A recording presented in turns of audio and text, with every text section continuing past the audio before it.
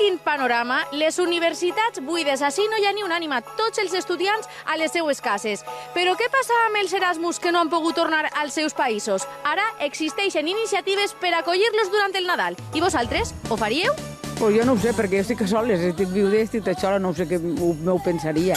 Jo sí que l'acolliria, perquè damunt vaig ser Erasmus i sí que és veritat que se fa difícil quan estàs fora de casa. Entenc també que hi ha gent que tinga una certa reticència perquè no saben tampoc com són aquestes persones. Yo no, porque no me fío ni de mi familia.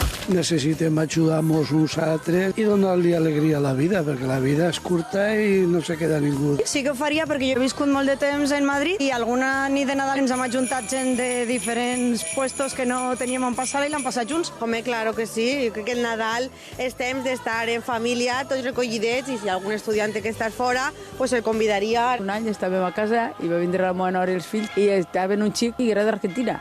Ell me diu, ¿lo portem a sopar? I dic, pues porta'l. I no se senten soles, abandonats. És molt trist passar una nit de Nadal, una nit de Cap d'Any a soles. Yo no. Que vesquen que n'hi ha carinyo i amor en el món. No. I ells també veuen els teus costums. Les seues tradicions, el seu idioma, la seva manera de pensar, que coneixen la nostra. Pues no saps tampoc quines tradicions tenen ells ni què s'esperen de tu. Les gambes no les coneixia. Esto en mi país eso no se come. Costums del seu país i la seva llengua. Després van cantar els dos i mira, van passar la noche buena a casa i bé.